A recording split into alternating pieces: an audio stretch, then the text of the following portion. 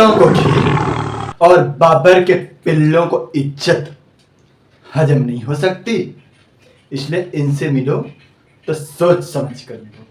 और इन बाबर के पिल्लों को भी समझा दें, जिसके कमर में कट्टा और कंधे पर श्री राम नाम का पट्टा देखना, उसके सामने औकात में रहना, वरना पिछवाड़े पर इतना ठुकाई करेगा, इतना ठुकाई करेगा, 72 सालों तक बवासीर के पेशेंट बन जाओगे। क्यों? ठीक कहा। जय श्री राम, राष्ट्रम वंदे मातरम, हर हर महादेव। मित्रों, आज मैं बात करने वाला हूं भारत में पैदा हुए कुछ देश के गद्दारों की। हमारे देश में जो बताया जाता था वो न बताया गया, ना ही पढ़ाया गया। नहीं तो आज हमारे देश की युवा पीढ़ी अकबर द ग्रेट नहीं मानती, छत्रपति शिवाजी महाराज को ग्रेट मानती, महाराणा प्रताप को ग्रेट मानती, स्वामी विवेकानंद का अनुसरण करती, अकबर का नहीं। मित्रों, आप लोग को बता देना चाहूंगा कि हमें ऐसी बातें क्यों करनी पड़ती हैं। यदि पौरुष महकती शाम के अधीन हो जाए तो फिर रण में बाजुओं को कौन ताड़ेगा।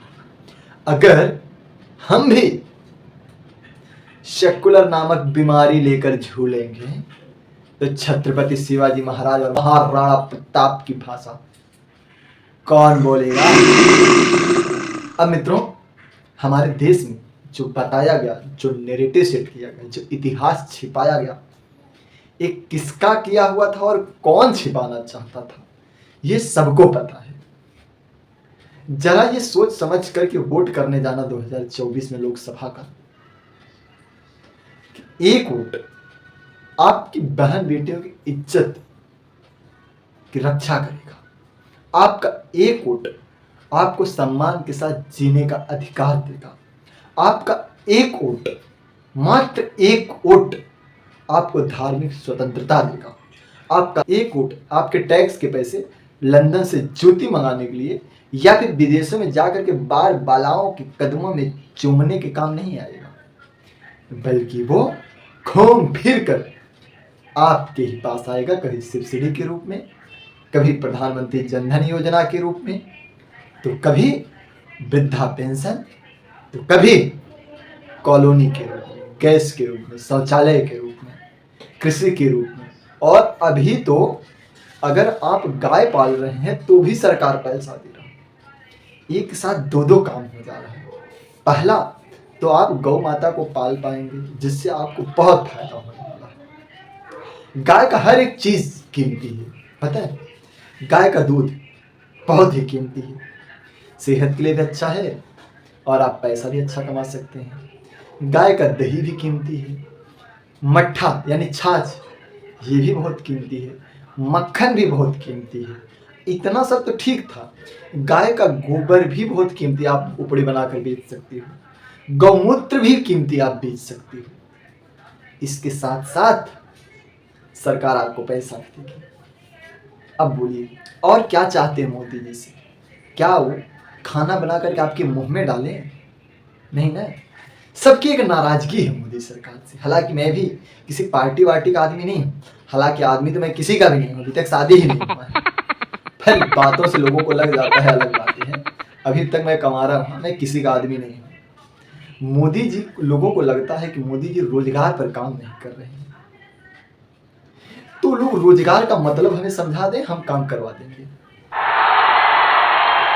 ऐसे राजनीतिक माहौल भी लग रहा है पूरा गर्म चलने वाला है। क्या बोलते हो? छोड़ो, राजनीतिक माथापच्ची ज्यादा नहीं करेंगे, बस रोजगार के बारे में समझा देते हैं। रोजगार वो होता है जो खुद किया जाए, नौकरी को रोजगार नहीं कहते। और नौकरी का मतलब होता है नो कैरी, यानी जिसका कैरियर नहीं। कुछ लोग मॉडल हो गए, नौकरी नहीं, जॉब करते हैं। हम जॉब करते हैं। जरा जॉब का उल्टा करके देखना, यकीनन मित्रों बोझ हो जाएगा, बोझ। इसलिए आप जॉब के चक्कर में मत पड़ो, नौकरी के चक्कर में मत पड़ो, आप बिजनेस करो। आप नौकर मत बनो, आप मालिक बनो। नौकर बनने से काम नहीं चलेगा। अब क्यों मैं स्टार्टिंग में उन लांडले लोग के बारे में गलत बोला, इसको भी क्लेरिफाई कर दूं, क्योंकि क्या है ना, हमारा वीडियो जो लोग देखते हैं हमसे कभी कभी क्लेरिफिकेशन मांग लेते हैं, तो उनको बता दे भैया, हमारा ना किसी के साथ कोई दुश्मनी नहीं है, सच में। बस बात इतना है कि जो प्रभु श्री राम का नहीं वो मेरे किसी काम का नहीं, समझेगा? जो प्रभु श्री राम का नहीं वो मेरे किसी काम का नहीं। क्या बोलती है पब्लिक?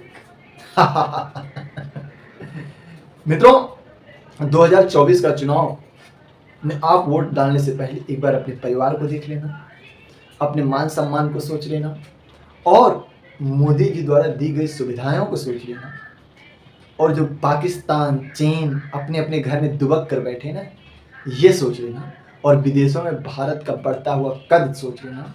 उसके बाद वोट देना। पैसा बांटा जाएगा, खूब दारू की बोतल बांटी जाएगी, पैसा लो, सबसे कोई दिक्कत नहीं, वोट अपने को कमल पे देना है, ठीक है?